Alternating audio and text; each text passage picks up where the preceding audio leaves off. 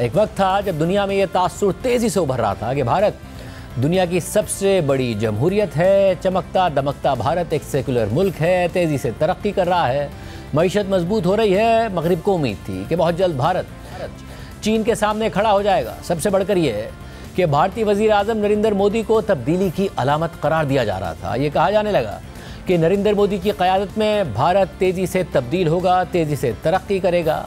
और इस वक्त भारत दुनिया की चौथी बड़ी मईशत है। उसके पास तकरीबन 690 अरब डॉलर्स के ज़र मुबादला के ज़खायर हैं, जो पाकिस्तान से बहुत ज़्यादा हैं। और भारतीय मईशत भी पाकिस्तान से बहुत मजबूत है और दुनिया में मजबूती का पैमाना मजबूत मईशत ही है। भारत की मजबूत मईशत की बुनियाद 90 की दिहाई में रखी गई और फिर मनमोहन सिंह हुकूमत के 10 सालों ने भी इसे आगे बढ़ाने में किरदार अदा किया, बहुत अहम रिफॉर्म्स किए। और फिर मोदी हुकूमत में भी भारतीय मईशत में भरपूर बैरूनी सरमायाकारी आई, मगर साथ ही अब सवालात उठ रहे हैं।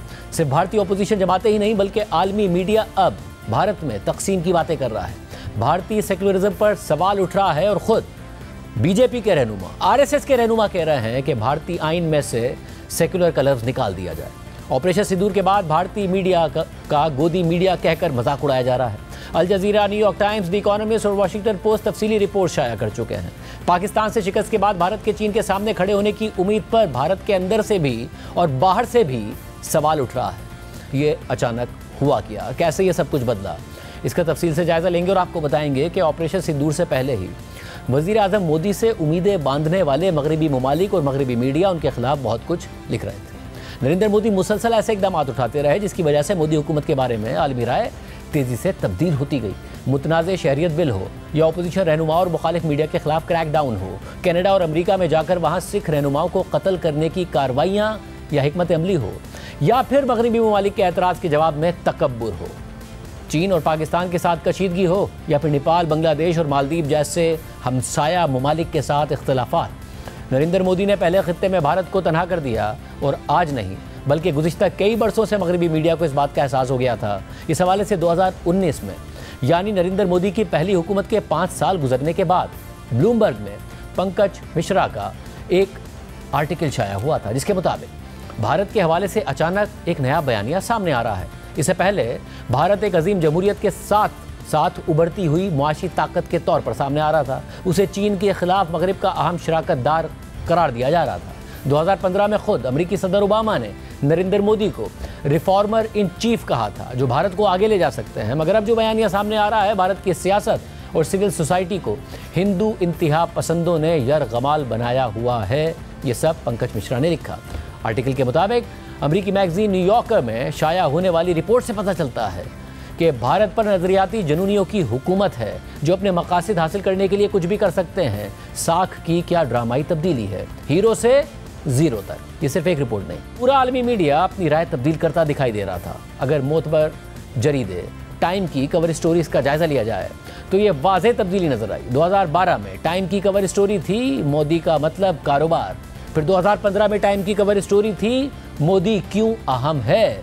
इसके बाद टाइम की 2019 की कवर स्टोरी थी मोदी भारत का डिवाइडर इन चीफ, यानी भारत को तकसीम करने वाला। मई 2019 में शाया होने वाली टाइम मैगजीन की स्टोरी की हेडलाइन थी कि क्या दुनिया की सबसे बड़ी जमहूरियत मोदी हुकूमत के मजीद 5 साल बर्दाश्त कर सकेगी। और ये रिपोर्ट आतिश तासीर ने लिखी थी। तफसीली रिपोर्ट में बताया गया था कि किस तरह 2014 में नरेंद्र मोदी के इक़्तिदार में आने के बाद भारतीय कल्चर, मुआशरत और मईशत में तब्दीलियाँ आई। और इन तब्दीलियों का जायज़ा लेने के बाद सवाल उठाया गया कि क्या दुनिया की सबसे बड़ी जमहूरियत ये बर्दाश्त कर सकती है। और इस रिपोर्ट के बाद मोदी हुकूमत ने आतिश तासीर की भारतीय शहरियत ही ख़त्म कर दी। इसी तरह अगर सिर्फ मारूफ बिजनेस मैगजीन द इकोनॉमिस्ट की कवर स्टोरीज़ का जायज़ा लिया जाए तो ये तब्दीली नज़र आती है। अप्रैल 2014 में द इकोनॉमिस्ट की मस्बत कवर स्टोरी थी कि क्या कोई नरेंद्र मोदी को रोक सकता है। फिर मई 2015 में कवर स्टोरी थी भारत का वन मैन बैंड। इसके बाद जून 2017 को टाइटल स्टोरी थी मोदी का Bharat the illusion of reform, यानी इस्लाहात का धोखा। इसके बाद मार्च 2019 की कवर स्टोरी थी मोदी का खतरनाक लम्हा।